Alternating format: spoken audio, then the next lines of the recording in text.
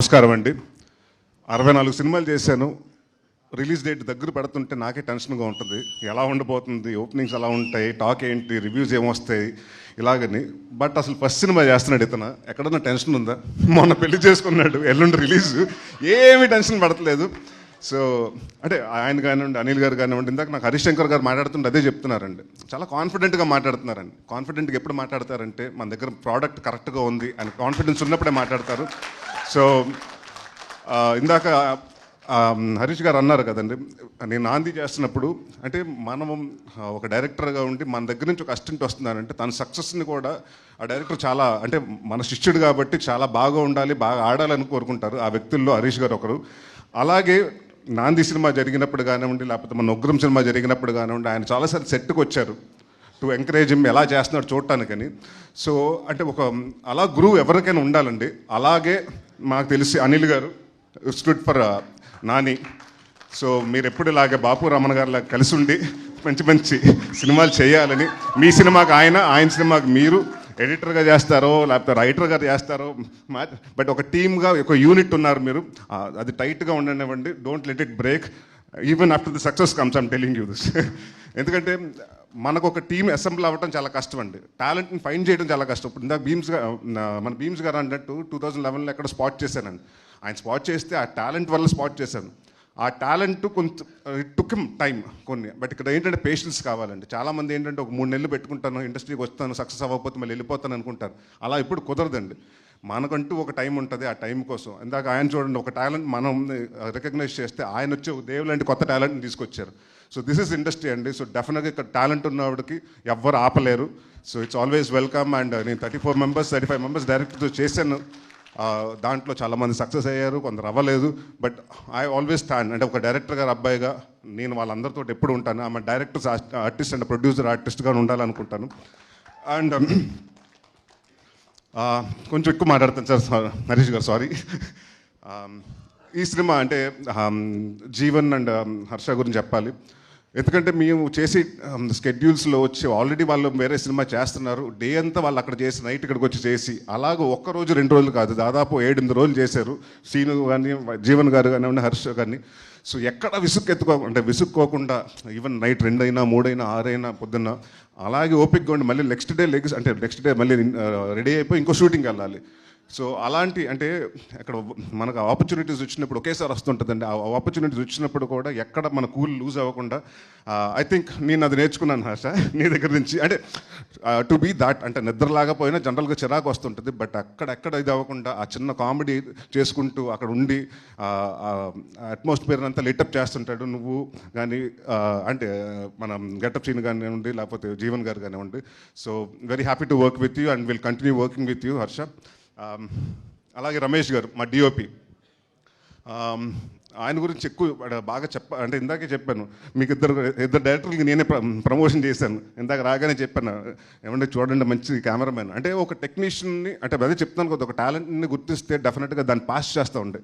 So industries that way. So is going to be one of the అంటే సెంధిల్ గారి దగ్గర చేశారు, అక్కడి నుంచి వచ్చారు కాబట్టి ఆ స్కూల్లో. బట్ ఎంత ఫాస్ట్గా అంటే ఎంత ఎఫిషియెంట్గా చేశారంటే, అండ్ డిఫరెంట్ లొకేషన్స్లో చేసాం, కాశ్మీర్లో కానివ్వండి, ఎక్కడ కాంప్రమైజ్ అవ్వకుండా ఆయన విజువల్స్ కానివ్వండి, అండ్ ఆయన కానివ్వండి, నాని కానీ మనం అనిల్ గారు ఏమనుకున్నా అది ఆర్టిస్ట్గా ట్రాన్స్లేట్ చేశారు. సో ఇలాంటి సినిమాకి అసలు యాక్టర్ అంటే థ్రిల్లర్ సినిమాకి ఏంటంటే బ్యాక్గ్రౌండ్స్ మేము యాక్టింగ్ ఎంతవరకు చేసినా 50% అండి. Visuals, sound designing and background score.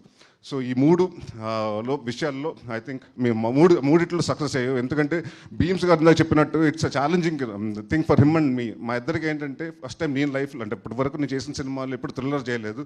So నేను ఆ జానర్లో అలా ఉండబోతుంది. అండ్ ప్లస్ ఈ సినిమాలో నేను తెలంగాణ మాట్లాడటం జరిగింది. సో ఆ చిన్న ఇది ఉండేది. అండ్ భీమ్స్ గారు మీ ఇద్దరు మాట్లాడుకున్నప్పుడు, సార్ ఇది డెఫినెట్గా ఇద్దరు మనం ప్రూవ్ చేసుకోవాల్సిన సినిమా అని ఇద్దరు మళ్ళీ మాకు నువ్వా నేను సినిమా అప్పుడు ఏ కసి అయితే ఉందో అదే కసి ఇవాళకి మెయింటైన్ చేస్తున్నాడు. ఇదే కసి ఉంటే నెక్స్ట్ ఇంకా 50 సంవత్సరాలు మిమ్మల్ని ఎవరు ఆపలేరు. Bheems, all the very best.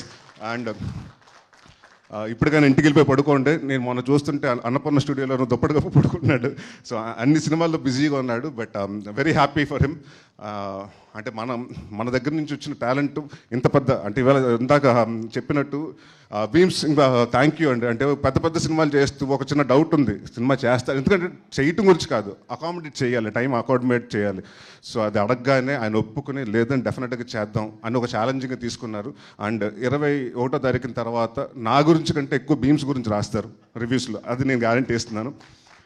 And Kamakshi and Anil గారి గురించి ఇదే డాక్టర్స్ బై ప్రొఫెషన్, వాళ్ళకి ఆ ప్యాషన్ టువర్డ్స్ ఫిల్మ్స్ కాబట్టి ఆ ప్రొఫెషన్ ఒక సెటిల్ అంటే డాక్టర్స్ అంటే తెలుసు చాలా వైట్ కాలర్ జాబ్ అంటే మంచి డబ్బులు వస్తాయి, ఇన్కమ్ వస్తుంది, సొసైటీలో మంచి గౌరవం ఉంటుంది.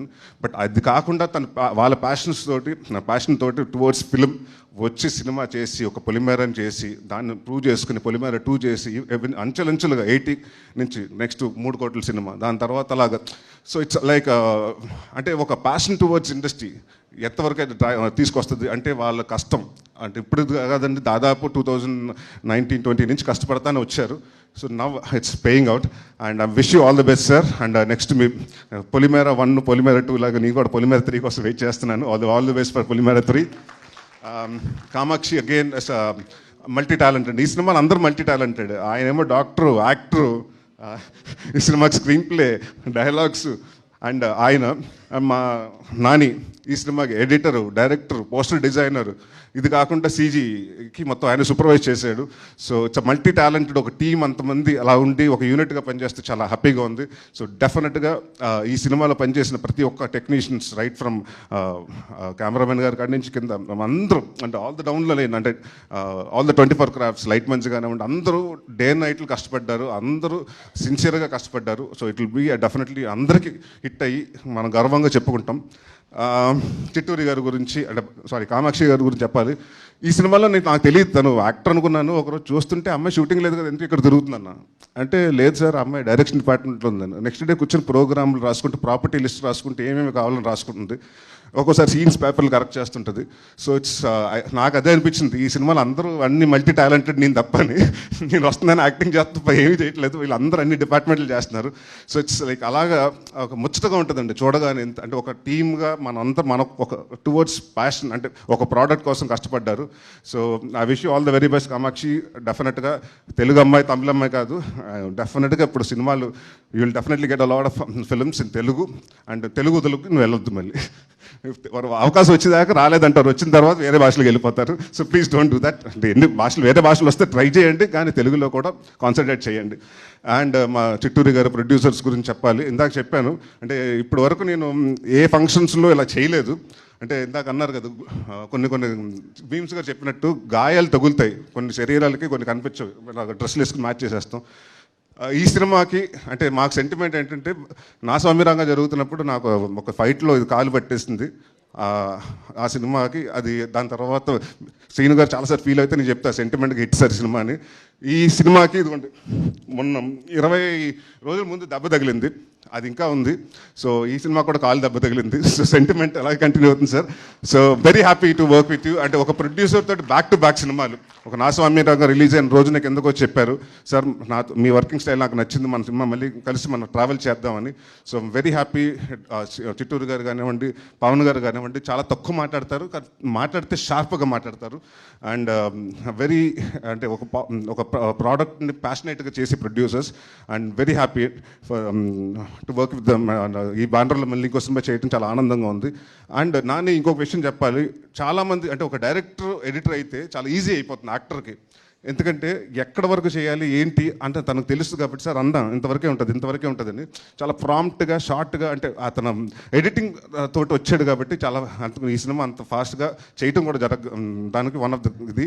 అండ్ ఇందాక నువ్వు అన్నావు కదా నాని, మీ ఫాదర్కి లక్ లేదు నీకు ఆ లక్ వచ్చిందని. మీ ఫాదర్ లక్ కూడా నీకు ఇచ్చారు, అందుకనే ఫస్ట్ నీకు పెళ్లి చేశారు, దాని తర్వాత సినిమా 27వ తారీఖున రిలీజ్ వస్తుంది. అండ్ ఈ సినిమా డెఫినెట్గా పెద్ద హిట్ అయ్యి నువ్వు మీ ఫాదర్కి పెద్ద గిఫ్ట్ ఇస్తున్నావు. Thank you. ఈ సినిమా 21వ తారీఖున వస్తుంది. ఇంకా ఎవరైనా టెక్నీషియన్స్ గురించి మర్చిపోయింటే క్షమించండి, టైం ఎక్కువ అయిపోతుంది కాబట్టి. ఈ సినిమా నవంబర్ 21వ తారీఖున థియేటర్కి వస్తుంది. సో మీరందరూ వచ్చి ఈ సినిమాని చూసి పెద్ద సక్సెస్ చేయాలనుకుంటున్నాను. అండ్ ఒక విషయం నాకు ఎప్పటి నుంచో పాపం విజయ్కి సారీ చెప్పాలనుకుంటున్నాను. నా వల్ల ఎక్కువ అందరి దగ్గర మా కామెడీ డైరెక్టర్స్ అందరూ ఫోన్ చేసి ఆయన బాగా తిట్టుకున్నారు. ఇప్పటికి నింద కూడా అదే చెప్తున్నాడు, సార్ ఇప్పటికి కూడా ఫోన్ చేసి ఉన్న కామెడీ ఒక హీరోని తీసుకెళ్ళిపోయి సీరియస్ జాంటర్లో చేస్తాం, మాకు ఎవరు లేరని. సో నన్ను నమ్మే, అంటే ఎవరు నమ్మని టైంలో, అంటే కామెడీ సినిమాల్లో కూడా నరేష్ చేస్తున్నాడు అంటే అప్పుడు కూడా కొన్న టైంలో, అంటే అది కొంటారా అన్న టైంలో నన్ను నమ్మి అసలు యాక్టర్గా నమ్మి నాతోటి మా కెరియర్ నాందితో స్టార్ట్ చేసి నాకు మళ్ళీ ఇంకొక కొత్త లైఫ్ ఇచ్చాడు. సో థ్యాంక్ యూ విజయ్ గారు, ఎప్పుడు మీరు will be always special. And thank you very much for coming. And 21వ తారీఖు సినిమా రిలీజ్ అవుతుంది, మీరు అందరూ వచ్చి తప్పకుండా థియేటర్లో చూడండి. Thank you.